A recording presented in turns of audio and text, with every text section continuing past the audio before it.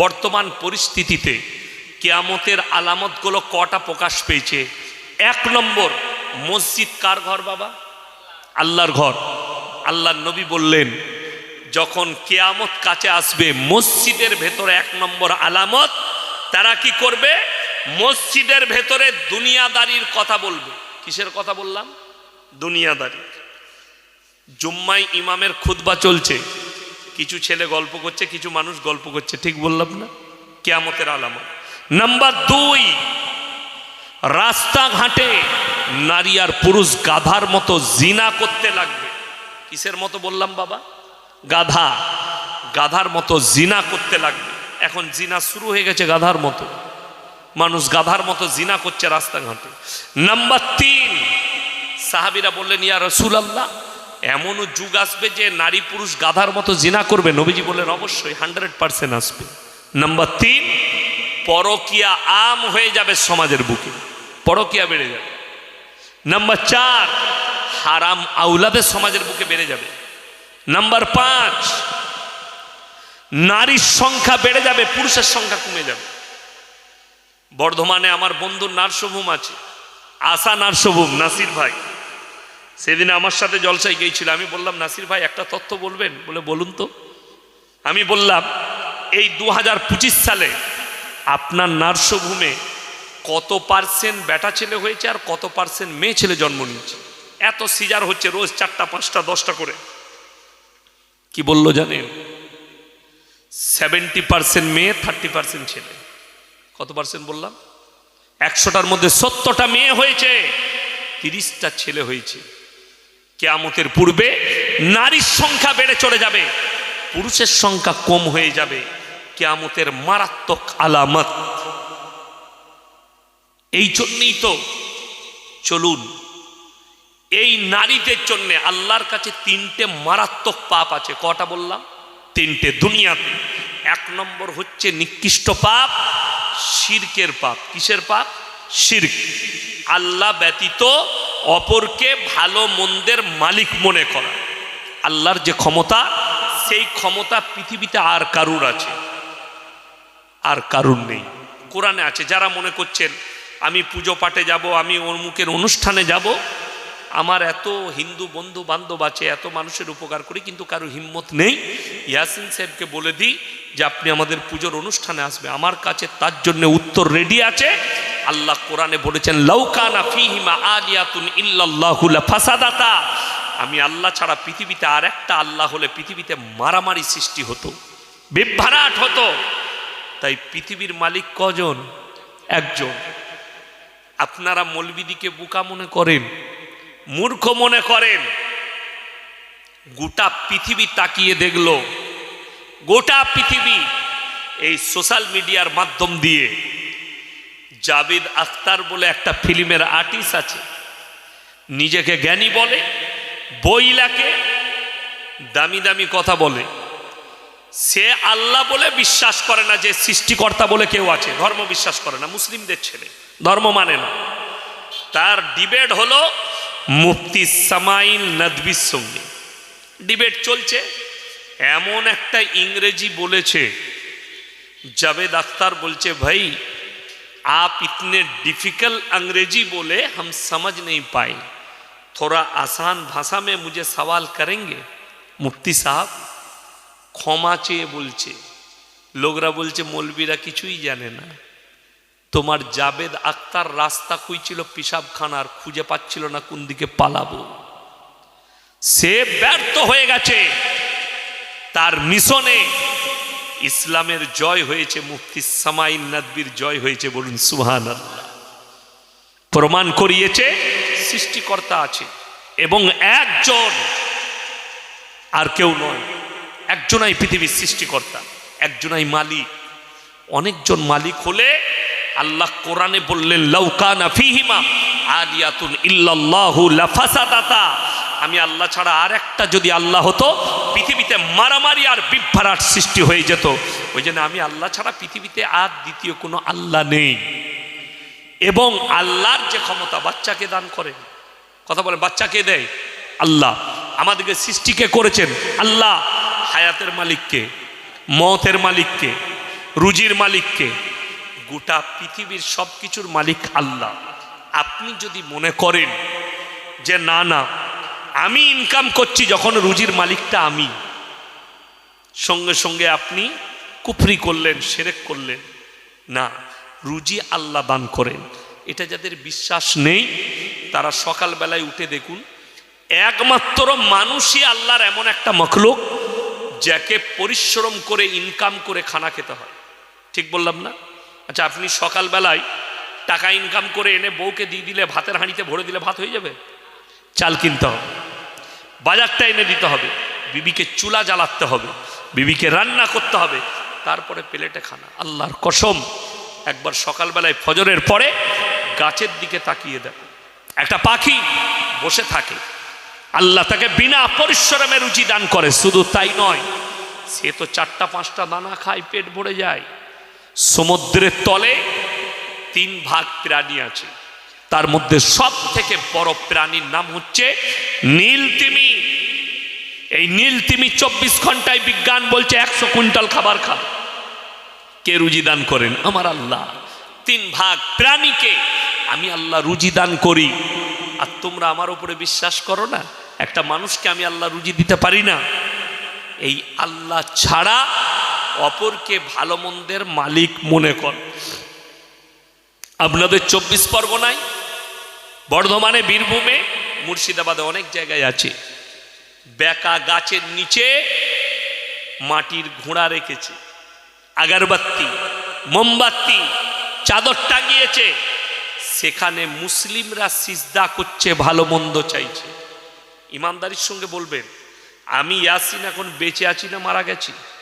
বেঁচে আছি, কথা বলছি যখন আমার মধ্যে প্রাণ আছে।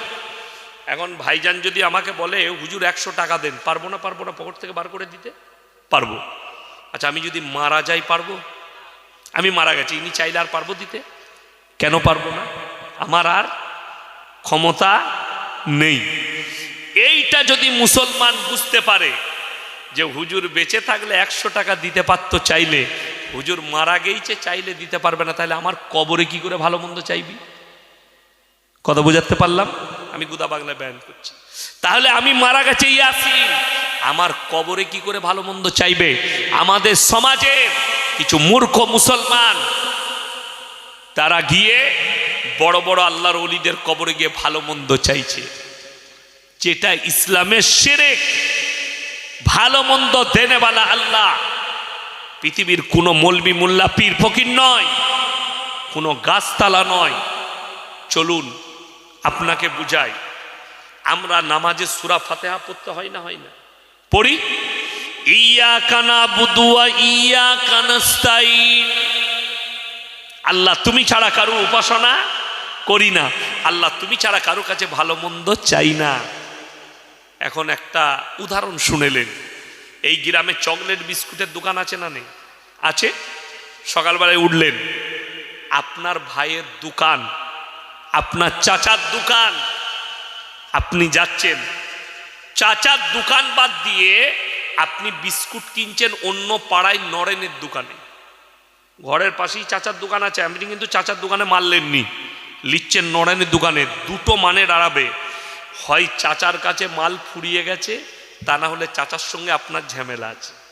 ঠিক কি নাই? দুটোর মধ্যে একটা কারণ হবে, তা না হলে চাচার কাছে মাল নিবেন। যারা আল্লাহকে বাদ দিয়ে গাছতলা, ছাঁচতলা, ঢিপি, মাজারে গিয়ে চাইছে, দুটো কারণ, হয় আল্লাহর কাছে মাল ফুরিয়ে গেছে, তা না হলে আল্লাহর সঙ্গে তোমার ঝামেলা চলছে। তা না হলে নামাজের পাঠিতে বলতে, আল্লাহ তুমি রুজির মালিক, আল্লাহ তুমি বরকত দাও, আল্লাহ তুমি সন্তান দান করো। আমি চ্যালেঞ্জ ছুড়ে বললাম, বাড়িতে গিয়ে মানে কোরআন থাকলে খুলবেন, সূরা আল ইমরানের 1ম পৃষ্ঠা, ওয়াল্লাযী ইউসাউবিরুকুম ফিল আরহামি কাইফা ইয়াশা লা ইলাহা ইল্লা হুয়াল আজিজুল হাকিম। মায়ের গর্ভে তো বাচ্চা আমি আল্লাহ দান করি, আমার ইচ্ছা মতো, আমার পছন্দ মতো আমি দান করি, আমি আল্লাহ কারোর পরামর্শে কাজ করি না। তাহলে ইয়াসিন সাহেব তাবিজ দিয়ে দিল আর বলল আমার তাবিজে বেটা ছেলে হবে, আর তুমি বিশ্বাস করলে শিরিক না। আপনি ভেবে দেখুন সমাজের অবস্থা, নামাজ পড়ে না, রোজা রাখে না, দিনদার নয়, বাড়িতে ইসলামের পরিবেশ নেই, লাখ লাখ টাকা ইনকাম করে, 2 মাস বাজার খারাপ যাচ্ছে, সেই ব্যক্তি মসজিদে এসে ইমাম সাহেবকে বলছে, হুজুর একটা তাবিজ দেন তো বরকতের। আপনি ভেবে দেখুন, আপনার মাসে 1 লাখ ইনকাম, আপনার মসজিদের ইমামের মাসে 5,000 টাকা বেতন, তাবিজটা আপনার প্রয়োজন হবে না হুজুরের? হুজুরের আগে প্রয়োজন, আপনার নয়। আচ্ছা বলুন তো, এরকম বোকা লোক আছে যে নিজে বড় লোক না হয়ে লোককে বড় লোক করবে? আমি নয়, অন্য মৌলবি হতে পারে, আমি কিন্তু নয়। আমি আগে নিজে চাইবো নিজে বড় লোক হয়, তারপরে লোককে করব। এটা প্রত্যেকটা মৌলবি। আমার তাবিজে আপনার দোকানে বরকত হবে, আর আমি ইয়াসিন 12,000 টাকা বেতন পাচ্ছি, আমার বরকত নাই কেন? আমার বন্ধুগণ, আমার ভাই, মাথায় ভরেলেন, বরকত তাবিজটা তখন কাজে লাগবে যখন আপনি 5 ওয়াক্তের নামাজি। যদি বলেন হুজুর কেমন করে, ও তাবিজু লাগবে না। শুনেলেন রাসূলের হাদিস, আল্লাহ নবী সাল্লাল্লাহু আলাইহি সাল্লাম সহি হাদিস বর্ণনা করলেন, যারা 5 ওয়াক্তের নামাজি হবে মৃত্যুকাল পর্যন্ত আল্লাহ তাদের রুজিতে কোনোদিন কমি দিবে না। জোরে বলুন সুবহানাল্লাহ। রাসূলের হাদিস, যারা আল্লাহর রাস্তায় দিনের পথে থাকবে মৃত্যুকাল পর্যন্ত আমি আল্লাহ তাদেরকে ইজ্জতের রুজি দান করবো। জোরে বলুন সুবহানাল্লাহ। আর আপনি বরকত খুঁজে বেড়াচ্ছেন, নামাজে বরকত ঢুকে আছে। এরপর অনেক গরিব মানুষ বলবেন, হুজুর বরকত তো, খাবার তো পাচ্ছি, ভালো মন্দ পাচ্ছি না। আচ্ছা আপনি বলুন, একটা গরিব মানুষ সে খায় প্রত্যেক দিন আপনার শাক আর ভাত, আর একটা বড় লোক কিন্তু সে মাল সুদখোর, সে খায় খাসির মাংস। কোন খাবারটা আল্লাহর কাছে মকবুল, খাসিটা না আর সবজিটা? সবজিটা।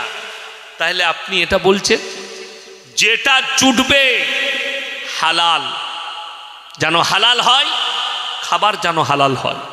কেন জানেন? দোয়া কবুলিয়াতের প্রথম শর্ত হচ্ছে হালাল খাবার। নবীজি সাল্লাল্লাহু আলাইহি সাল্লামের হাদিস, তোমরা তোমাদের সন্তানের মুখে হালাল খাবার তুলে দাও, যারা হারাম খাবার তুলে দিবে সেই সন্তান নেক হতে পারে না। চেষ্টা করুন সন্তানের মুখে ডাল আলু, ইমানদারির সঙ্গে বলুন। আপনাদের এখানে চায়ের দোকান আছে তো? গ্রামে বাজারে চায়ের দোকান আছে। সকালবেলায় একটা সুদখোর মারা গেছে, পাক্কা সুদখোর, গোটা গ্রাম দেশের লোক জানতো সুদ খায়, সেই লোক মারা গেছে। সে চায়ের দোকানে তার বেটা বসে আছে। আচ্ছা, সে বুক ফুলিয়ে বলতে পারবে আমার আব্বা হালাল খাইয়ে মানুষ করেছে? বলতে পারবে না, লজ্জা হবে তার, এ কথা বলতে পারবে না। আর একটা লোক সবজি বিক্রি করে, সকালবেলায় গিয়ে দেগঙ্গা বাজারে, স্বরূপনগর বাজারে আলু বিক্রি করে। লোকটা বেটা দিকে একটা বাড়ি করে দিয়েছে, তাছাড়া কিছুই দিয়ে যেতে পারেনি। তার বেটা চায়ের দোকানে গর্ব করে বলবে আমার আব্বা কিছু না দিয়ে যেতে পারে, আমাদেরকে হালাল খাইয়ে মানুষ করেছে, এটা বুক ফুলিয়ে বলতে পারবে, ঠিক কিনা? তাহলে মূল্যটা কার বেশি হিসেব করুন। রুজি বলে দিই ইজ্জতের কাকে বলে? মৌলবীদের বেতন সব থেকে কম সমাজে, ঠিক বললাম না? কিন্তু খাবার দস্তরখান সব থেকে ভালো আমাদের, ভালো নয়? কথা বলে ভালো। জলসায় গিয়ে বক্তারা মজমাই খায় না শ্রোতারা মজমাই খায়? শ্রোতারা। বক্তারা কোথায় খায়? কামরায়, দস্তরখানে, প্লেট আলাদা, সব কিছু আলাদা। এটা আল্লাহর তরফ থেকে, আল্লাহ রসুলের হাদিস। আল্লাহর রাস্তায় দিনের পথে যারা থাকবে আল্লাহ তাদেরকে ইজ্জতে রুজি দান করবে। আপনি আজকে যে তাবাররুকটা খাবেন, আপনাকে বলে দিই, বাড়িতে আপনি যা খান, দেশি মুরগি, পোলাও যা খাবেন খান। একদিন খালি এলাকায় কোনো মাদ্রাসা থাকলে আপনি যান, সেই মাদ্রাসায় গিয়ে খালি ঘ্যাঁট খেয়ে আসুন। ঘ্যাঁট, পুঁই শাক আলু দিয়ে ঘ্যাঁট করে দিয়েছে, একটু ডাল দিয়ে দিয়েছে। অনেক বড় লোক বলে কি করে রাঁধলে হুজুর, দারুণ মজা তো। আর গিয়ে বউকে রাঁধতে বলো, মজা হবে না। ওই মজাটা, ওই টেস্টটা হচ্ছে এখলাসের। কিসের বললাম? এখলাস, হালাল এখলাস। আপনি মনে করেন না আমি বর্ধমানের মানুষ বলে আপনাদের 24 পরগনার সঙ্গে আমার সম্পর্ক নেই। আপনাদের এখানেই বাদুড়িয়ায় কলিঙ্গায় একটা মাদ্রাসার আমি ডাইরেক্টর। মাদ্রাসাটা আমি চালাই। ওখানে মাদ্রাসা আছে কলিঙ্গাতে, মাদ্রাসা তাজবিদুল কোরআন কালিঙ্গা। এতিম মিসকিন বাচ্চা থাকলে আপনি পাঠাবেন, আমার নাম করবেন। মিজান ভাই আছেন, দায়িত্ব দিয়েছি, মিজান ভাই চালাচ্ছেন, আমি সব কিছু দেখভাল করি। একদম কেউ নেই, মা বাপ নেই, আপনাকে 1 টাকা লাগবে না, আপনি বাচ্চাকে পাঠান, আপনার ছেলে মানুষ করে দেবো, হাফেজে কোরআন করে দেবো, আলেম করে দেবো। এই মাদ্রাসার দায়িত্ব নিয়েছেন। বর্ধমানে আরও একটা মাদ্রাসা মেয়েদের করছি, স্কুল এবং নার্সারি স্কুল থেকে একবারই মলনা ফারাগাত পর্যন্ত কাজ চলছে বিল্ডিংয়ে, দোয়া রাখবেন। চলুন, আমি যেটা বুঝাচ্ছি আপনাদিকে, হালাল খাবারে জান্নাত আছে, হারাম খাবারের জান্নাত। আচ্ছা বলুন, যে লোকটা ডাল আলু খেয়েছে সে তাড়াতাড়ি মারা গেছে? কথা বলে না? মৃত্যু কার হাতে? আল্লাহর হাতে। যে লোকটা ভালো মন্দ খাচ্ছে সে আর মরবে না? আপনাদের জানা নাই, মাইকেল জ্যাকসনের নাম শুনেছেন?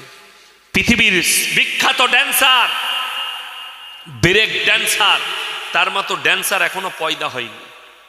বিখ্যাত ব্রেক ড্যান্সার, একটা স্টেজ শো করত, 60 কোটি 70 কোটি 50 কোটি করে টাকা নিত। তার কাছে এত টাকা, সে বলেছিল আমি 150 বছর বাঁচব, আমাকে কেউ রুখতে পারবে না। তার 50টা ডাক্তার ছিল, শুধু তার বডির প্রত্যেকটা পার্সের ডাক্তার ছিল তার কাছে, সব সময় চেক আপ হতো। আজকে আমরা করোনা এলো, করোনার সময় আমরা মাস্ক পরেছি না পরিনি?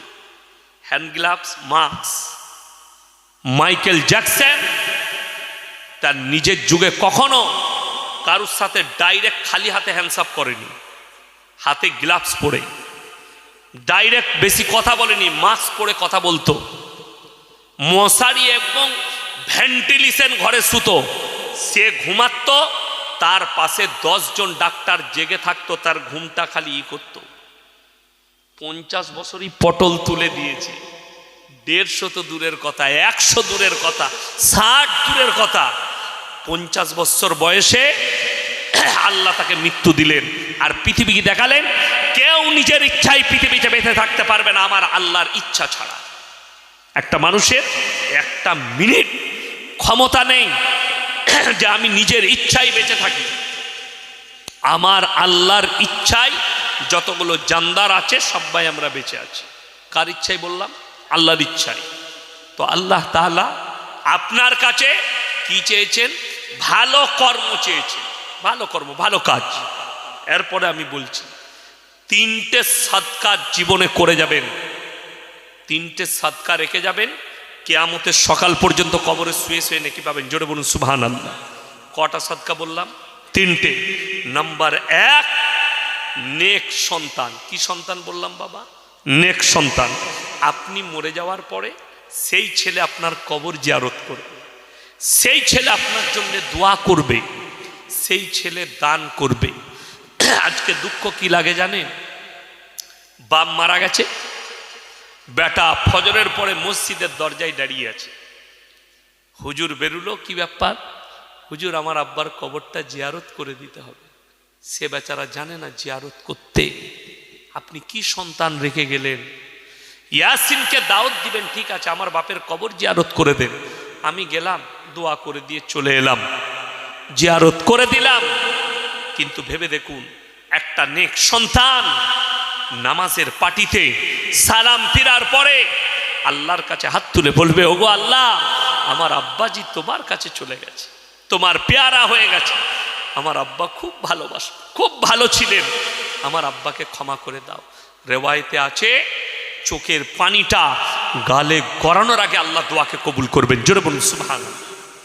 কিন্তু দুঃখের বিষয়, আপনার সন্তান, আপনি নামাজ পড়েন, আপনার সন্তান মদের আসরে থাকে, গাঁজার আসরে থাকে, তার মধ্যে দিন নেই। একটা সন্তানের জন্যে, নারী এবং পুরুষের জন্যে, একটা ছেলে এবং মেয়ের জন্যে তার পৃথিবীতে সব থেকে বড় দুশ্মন কে জানেন? ওই মা বাপ যারা ছেলেদের ঘুমের কষ্ট হবে, ঘুমের ডিস্টার্ব হবে বলে তাদেরকে ফজরের সময় নামাজের জন্য তুলে না। আমার ছেলের বয়স 15, ঘুম থেকে তুলো না, এখন ঘুমাক, এর ঘুমের ডিস্টার্ব হবে নামাজে তুললে। এর থেকে বড় দুশ্মন ওই সন্তানের জন্য পৃথিবীতে আর কেউ নেই।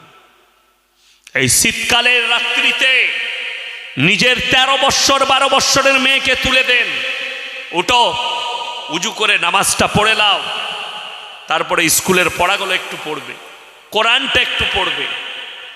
আজকে কষ্টটা কোথায় জানেন আমাদের? আপনি বেটার বউ দেখতে গেছেন, সন্তানের জন্য একটা বৌমা আনবো, বাড়িতে একটা সুন্দর বৌমা নেব।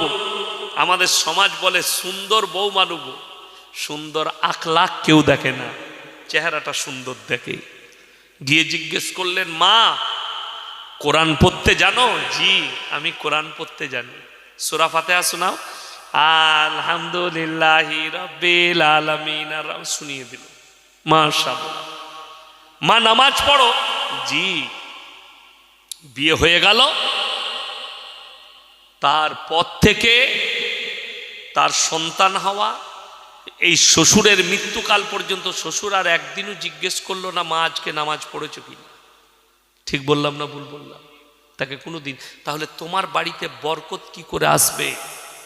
সেই দাম্পত্য জীবন সুখী কি করে হবে? কষ্ট তো ওইটাই আমাদের আলেমদের। আপনি নবীজি সাল্লাল্লাহু আলাইহি সাল্লামের উম্মত নিজেকে বলছেন।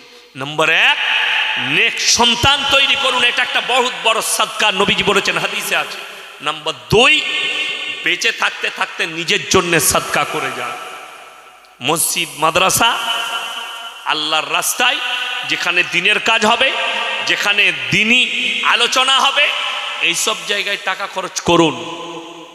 নম্বর 3, খায়রুকুম মান তাআল্লামাল কুরআন আল্লামাহু, যারা ইলম হাসিল করে এবং অপরের কাছে পৌঁছে দেয়, ইলম হাসিল করে। এই দেখুন, আমি এতগুলো কথা বললাম, আমার আগের বক্তা বলল, আপনার ব্রেনে যেগুলো ঢুকলো সেটা আপনার দায়িত্ব, ইমানি দায়িত্ব হচ্ছে অপরের কাছে পৌঁছানো।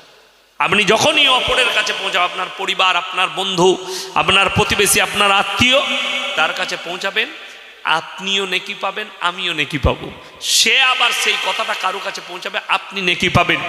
এ মারাত্মক সদকা, মারাত্মক সদকা। আর কোরআনে আছে, ইন্নাল মুবাদ্দিরিন কানু ইখওয়ানাশ শায়াতিন ওয়া কানাশ শাইতানু লিরাব্বিহি কাফুরা, যারা অপব্যয় করে তারা শয়তানের ভাই। বিসমিল্লাহ। অপব্যয়কারী হচ্ছে শয়তানের ভাই।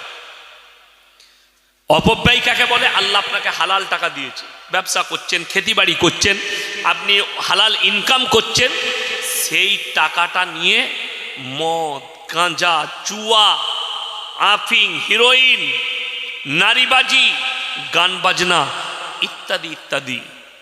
আল্লাহ বললেন এরা হচ্ছে শয়তানের ভাই, শয়তান জাহান্নামে যাবে, এরাও জাহান্নামে যাবে।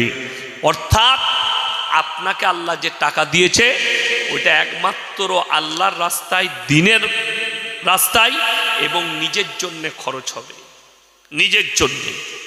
কোরআনে সূরা বাকারার প্রথমেই আছে, আলিফ লাম মিম যালিকাল কিতাবু লা রাইবা ফীহি হুদাল লিল মুত্তাকিন আল্লাযীনা ইউমিনুনা বিল গায়ব ওয়া ইউকিমুনাস সালাহ ওয়া মিম্মা রাযাকনাহুম ইউনফিকুন।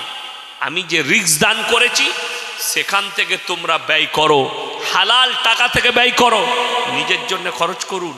হালাল টাকা প্রতিবেশীর জন্যে, আত্মীয় স্বজনের জন্য, মাদ্রাসা মসজিদের জন্য, কোরআনের জন্য, দিনের রাস্তায় খরচ করুন। আমার বন্ধুগণ, আমি অনুরোধ করব, আপনারা অনেক কষ্ট করে এই মাজমা দিয়েছেন। অনেকজন বলে জলসা জারি রাখতে হবে, মাদ্রাসা জারি রাখতে হবে, মসজিদ, মসজিদ যদি বলেন একটা মুসল্লি 5টা মুসল্লি, তাহলে মসজিদ রেখে কি হবে? না, একজন যদি গ্রামে নামাজ পড়ে তার জন্যই মসজিদ কায়েম থাকবে। একজনের জন্য, একটা লোক ভালো কাজ করে গ্রামে, তার জন্যই মসজিদ থাকবে। 5টা লোক জলসা শুনুন। আমি কেন বললাম যে কেউ কি ডেকে বসাবো না? ডেকে ডেকে জান্নাতে নিয়ে যাওয়া যাবে না। যার ইচ্ছা যাবে সে ফুলের বাগিচায় বসবে, এতে জোর জবরদস্তি নেই। এখানে বসতে হবে ফরজ নয়, এখানে বসলে নেকি পাবেন। একবার সবাই বলুন তো সাল্লাল্লাহু আলাইহি ওয়াসাল্লাম। কেন বললাম? নবীজির উপরে দরুদ পাঠ করা।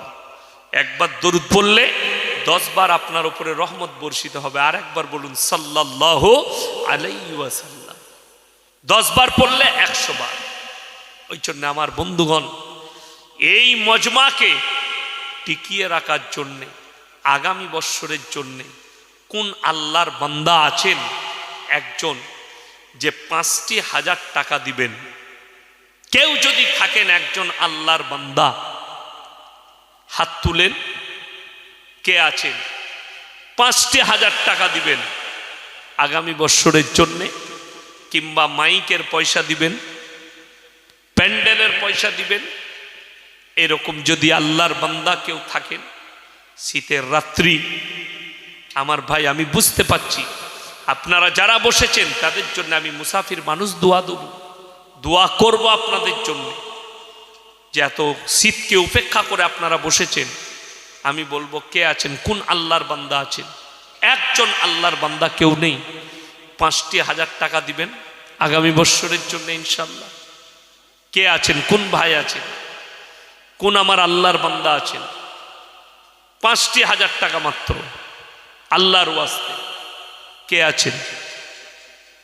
5,000 টাকা। কোনো একজন ভাই যদি থাকেন আল্লাহওয়ালা, দিনের খাতিরে, নবীজি এলান করেছেন, নবীজি হাদিস বর্ণনা করেছেন, জাকিরা গচ্ছিত সম্পদ। মানুষ তো